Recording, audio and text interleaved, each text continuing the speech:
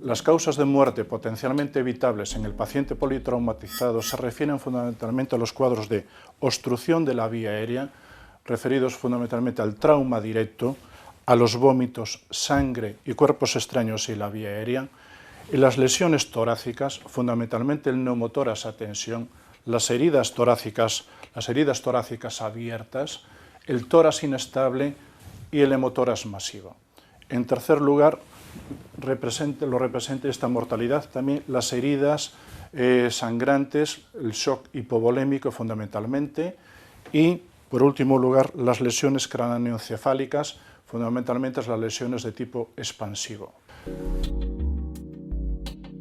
En el objetivo 1, que son las condiciones de seguridad de nuestra actuación, debemos de tener en cuenta, cuando nos acercamos a un accidente, evaluar las condiciones generales del escenario, identificar las situaciones de riesgo y generar aquellas condiciones de seguridad tanto para la víctima como para los equipos intervinientes. Dentro de las medidas de prevención, cuando actuamos en un accidente, fundamentalmente es necesario hacerse ver. Necesitamos acudir con prendas de alta visibilidad, con señales acústicas luminosas, colocar señales de advertencia del accidente en la distancia proporcional a la velocidad de la vía y reclamo un especial cuidado en todas las intervenciones en las autopistas. En caso de alto riesgo se podrán utilizar nuestros vehículos, ambulancias fundamentalmente, como barreras de protección ante un accidente sobreañadido. La aproximación al accidente, en la medida de lo posible, debemos de realizarlo contra la marcha, y fundamental es la coordinación con los otros equipos intervinientes, fuerzas de orden público y bomberos. Nuestro segundo objetivo será la identificación de aquellas situaciones de riesgo vital. Aplicaremos una secuencia de actuaciones que permiten identificar y tratar las lesiones que ponen en peligro la vida del paciente, de nuestra víctima. Aplicaremos la metodología del ABC que se utiliza en soporte vital avanzado en trauma. En el primer punto, aseguraremos la permeabilidad de la vía aérea con el adecuado control cervical. En el apartado B, evaluamos la adecuada ventilación y oxigenación de nuestro paciente, descartando lesiones torácicas severas, y aportaremos oxígeno. En el apartado C, evaluaremos la situación hemodinámica de nuestro paciente, evaluaremos la presencia de hemorragias e identificaremos los signos de hipovolemia cutáneos y palparemos pulsos. En el apartado D realizaremos una breve exploración neurológica fundamentalmente centrada en la escala del coma de Glasgow y la evaluación pupilar en tamaño y reactividad. Y en el apartado B realizaremos una exposición de nuestro paciente inspeccionando otras lesiones, pero teniendo en cuenta de que evitaremos en la medida de lo posible la hipotermia.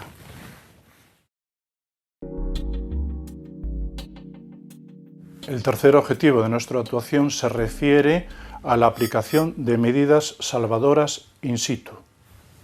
Siguiendo la secuencia del ABCDE, en primer lugar actuaremos sobre la permeabilidad de la vía aérea y el control cervical. Si el paciente nos contesta, entendemos que la vía aérea está permeable y tiene una adecuada perfusión cerebral. Cuando el paciente no nos contesta, realizaremos la apertura manual de la vía aérea con la correspondiente estabilización posteriormente con un collarín rígido.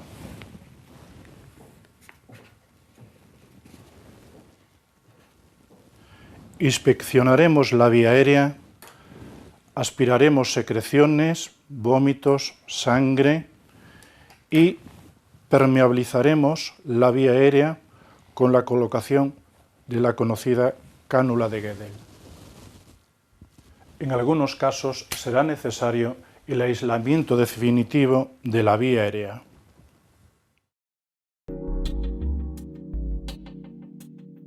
En el apartado B de nuestra secuencia de actuaciones evaluaremos la frecuencia y profundidad de los movimientos respiratorios, inspeccionemos la caja torácica, palparemos evaluando fracturas y auscultaremos buscando extrarruidos.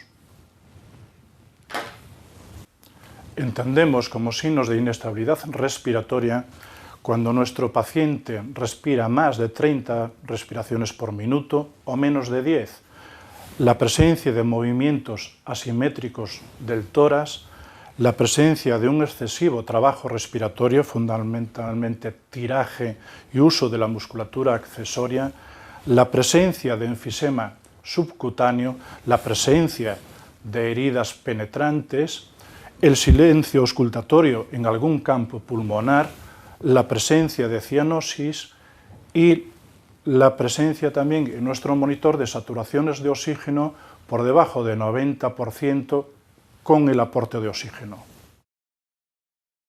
En este apartado B de la correcta ventilación y oxigenación trataremos de identificar 4 situaciones de riesgo.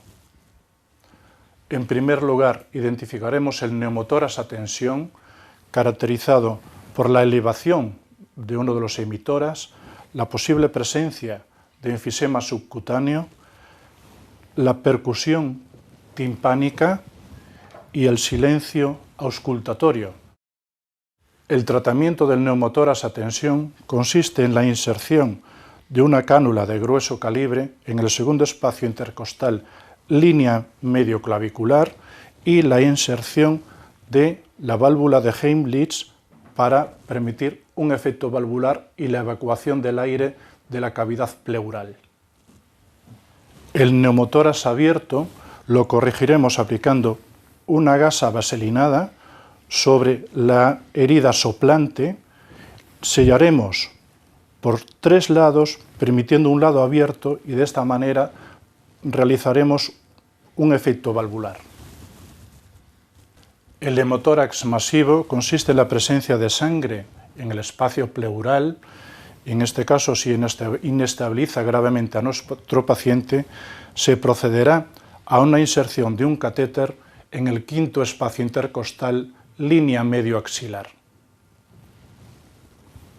La cuarta entidad de riesgo vital se refiere a la presencia del bolet costal o tórax inestable, representado por 2 líneas de fracturas costales y hundimiento de esa pared torácica con los movimientos respiratorios.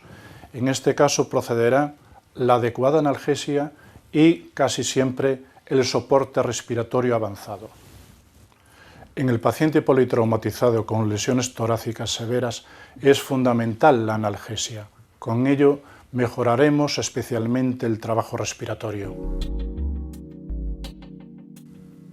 En el apartado C de nuestra secuencia de actuación evaluaremos y trataremos las situaciones hemodinámicas de nuestro paciente.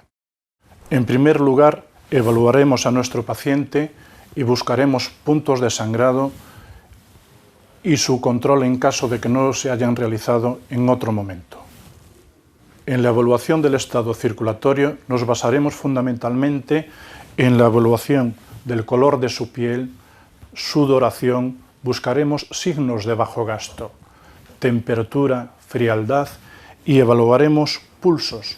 Entendemos que cuando un paciente tiene un pulso radial, su tensión arterial sistólica es superior a 90 u 80.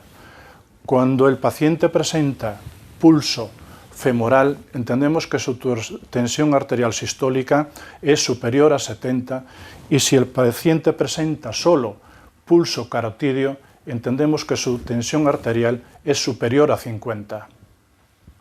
Si la situación nos lo permite, evaluaremos la tensión arterial y realizaremos la monitorización electrocardiográfica.